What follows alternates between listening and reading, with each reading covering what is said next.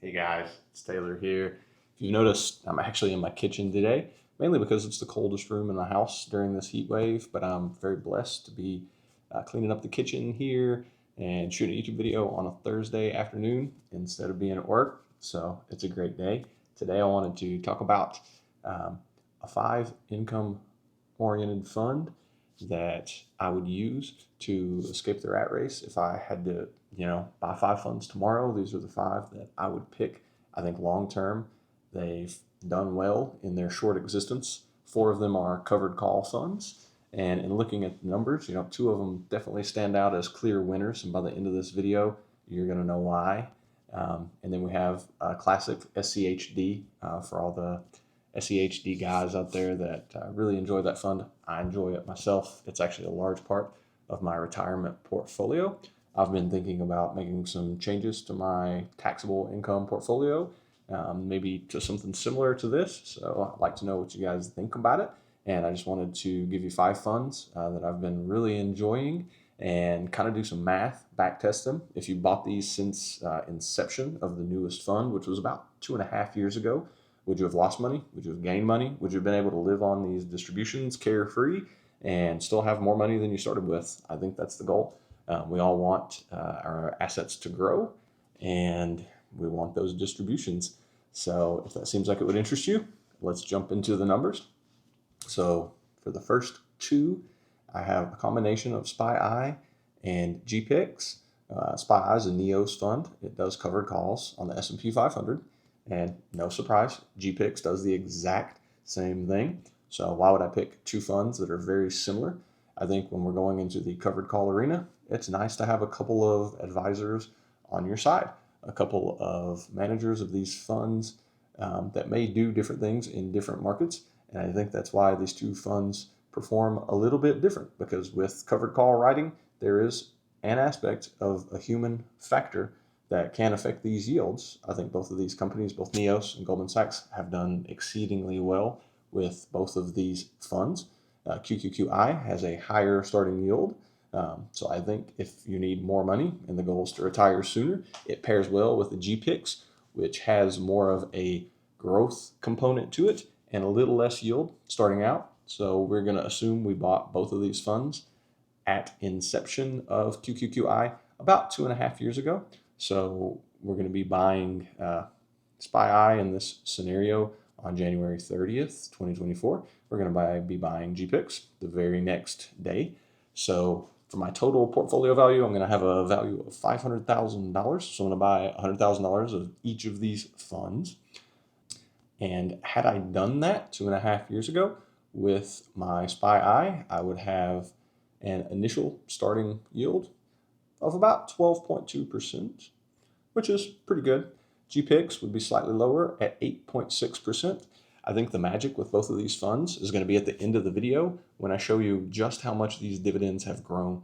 I have a dividend growth investing background. I'm also a tech bull, so I love all forms of investing, whether that be passive income investing, growth investing, or even dividend investing. I think, I'm a trifecta of all 3. I have an account for each. And I think a lot of passive income investors are not really looking into the numbers about yield on cost, because it is a powerful tool that we need to understand. So I'm going to go way into that a little bit later in the video. But with a starting yield of 12.2%, that's pretty good. And then 8.6% starting yield had we bought these 2.5 years ago. Those are great starting yields. So for about $100,000 of each of those, that would just be $12,200 a year for SPYI and $8,600 a year for GPIX. So that would put us at about $20,000 a year. This portfolio is going to start off at around $48,000 per year. And I think you're going to be surprised by the end just how much money this can spin off, even in 2.5 years, without reinvesting any of the distributions. The scenario is stating we're going to take all those distributions and not reinvest anything. And I think you're going to be surprised by the numbers. So let's get into the next 2 funds that I want to talk about. And these are the sister funds on the NASDAQ, the QQQI from NEOS, which just writes covered calls on the NASDAQ 100 index, or the Qs, and then GPIQ, which is the Goldman Sachs alternative to that. Again, with the Goldman Sachs fund, we're seeing more appreciation and a lower starting yield. So if we'd have bought these at inception of QQQI about 2.5 years ago, on January 30th to the 31st, you would be looking at an initial starting yield of 14.4% with QQQI, which is significant. I think a lot of people that are looking for a fund to buy enjoy this fund because of that high starting yield. It's still very high. And then GPIQ, you would be starting out with a lower starting yield of about 10.47%. The thing to keep in mind, this is starting yield. This is not yield on cost. So every year that goes by, if these funds are appreciating in that net asset value, you should be getting more dividends. So looking at the yield on cost later on in this video, I think you're going to be surprised at just how monstrous and how fast these distributions increase as time passes and the NAV appreciates. And then for the fifth fund, before we go into our analysis, I wanted to add something in here that has very little correlation to the NASDAQ or S&P with under 10% overlap. Some people would argue for bonds. I'm very young, I'm in my 30s. So if you're younger, you may want to consider something like SCHD. If you're older and you're getting closer to retirement, I think bond funds are great. We just want a little bit of insurance if the whole market's going down. And with SCHD, we get that, and we also get significantly increasing dividend yields. It has a very high compound annual growth rate on the dividend over the past 10 years. It's actually at about 10%, a little over 10%. So you definitely want your distributions growing faster than inflation. I think with a lot of covered call funds, if we're going down this avenue, people fail to consider when looking at a starting yield of 14 to 16%, that net asset value needs to be growing and the distributions need to be growing. Especially lately, inflation's been significantly more than the historical average. So that is an unknown. We do not know exactly how high inflation will be. We hope it's lower to the 2%. But when we're taking into account our calculations, we want to be as conservative as possible and assume that that's going to be a little bit higher. So if we put $100,000 into each of those starting out, how much would the price return have increased? So SPYI, we'd have $107,908. So from a price return basis, we would have almost $8,000 just in our account value growth if we'd taken all the distributions. With QQQI, we'd have a little more at $110,333. With GPIX, now we're starting to make some serious money on price return alone. We would have $122,794, and then GPIQ, we would actually have $126,918. So almost $30,000 there with GPIQ in just price return alone. It's assuming we took our 10% distribution and lived off of it. So that's some pretty good price return in just a few years.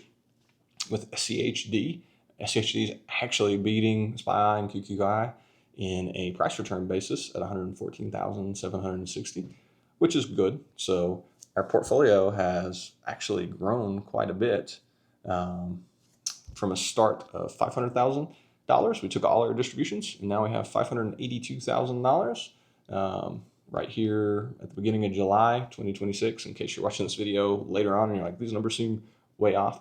I'm filming this on July 2nd. It is intraday, so the prices may change. So this may be plus or minus $1,000 or $2,000 depending on what the market does today. But if we had chosen to live off of these for the past 2.5 years, we would actually be up $82,000, and we would have taken some juicy distributions in the meantime. How much would those distributions have been?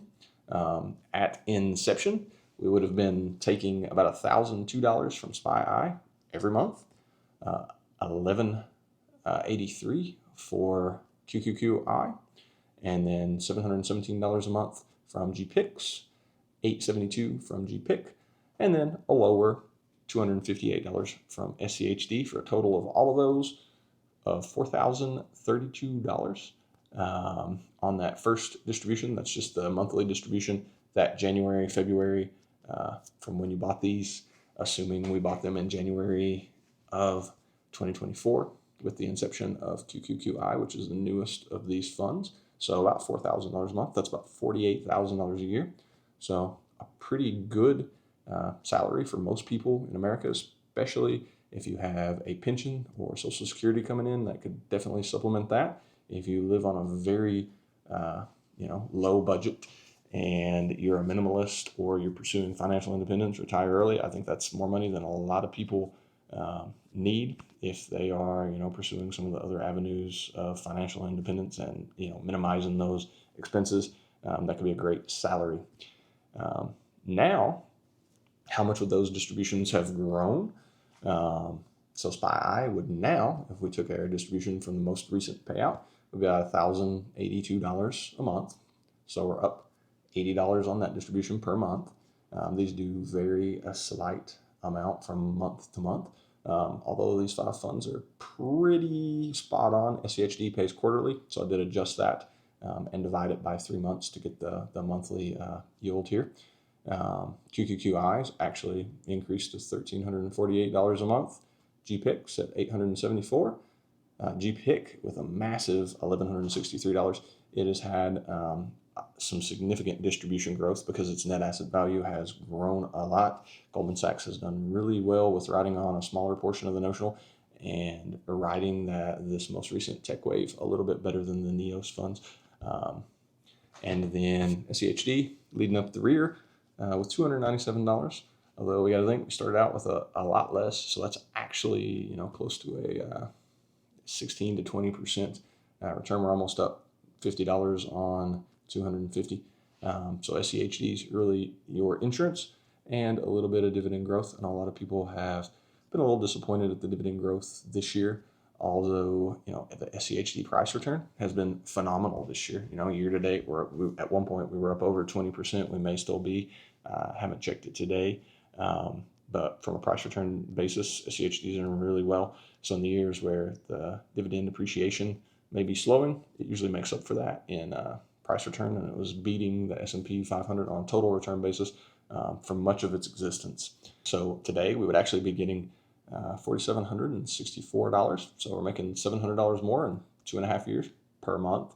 So I think that's pretty great. That is definitely beating inflation. I did some calculations on the NEOS funds versus the Goldman Sachs funds to see just how rapidly each is beating inflation. So I assumed that inflation was going to be 3% a year, and then extrapolated that out. So initially, if you had held SPYI and QQQI, your monthly distributions on $200,000 would be $2,185.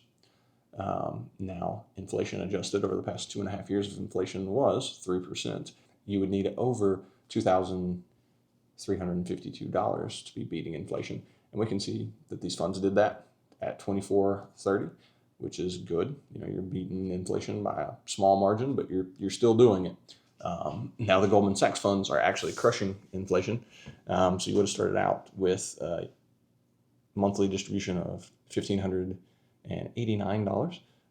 If inflation had been 3% per year for the past 2.5 years, you'd be looking at $1,711. And your payouts would actually be $2,037. So a pretty significant jump.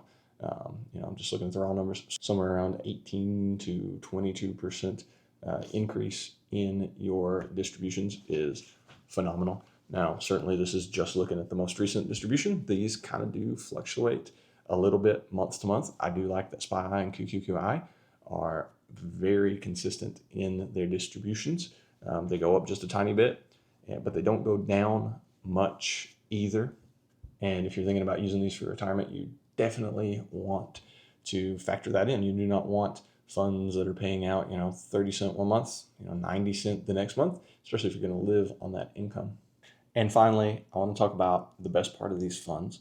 SCHD pays qualified dividends, which are treated well under the current IRS tax code, as well as all of these covered call funds distribute a significant portion of return of capital. So if you do not know what that is, return of capital tax is not paid in the year that you receive it. It actually reduces your cost basis.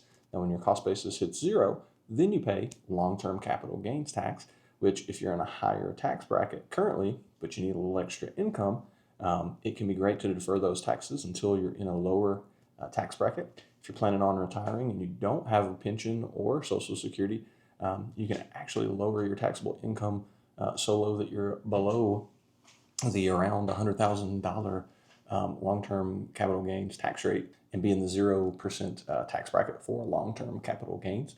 So we've proven that at least over the last 2.5 years, a fairly aggressive covered call strategy on a lower sum of money than you would expect to need to live on can actually do very well. If you factor in reinvesting some of these distributions, these numbers get significantly better. With the NEOS funds, if you're worried about inflation, you could definitely reinvest some of these funds or just have a little bit higher starting balance, which could offset that sum. So I hope this video's kind of giving you another alternative, because I think in most of the financial markets, the notion is still save up millions, withdraw 4%. It takes a large portfolio to go down that route.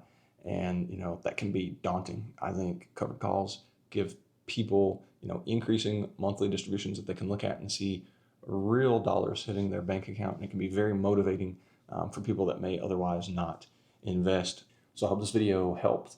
If you have any questions or comments, drop them below.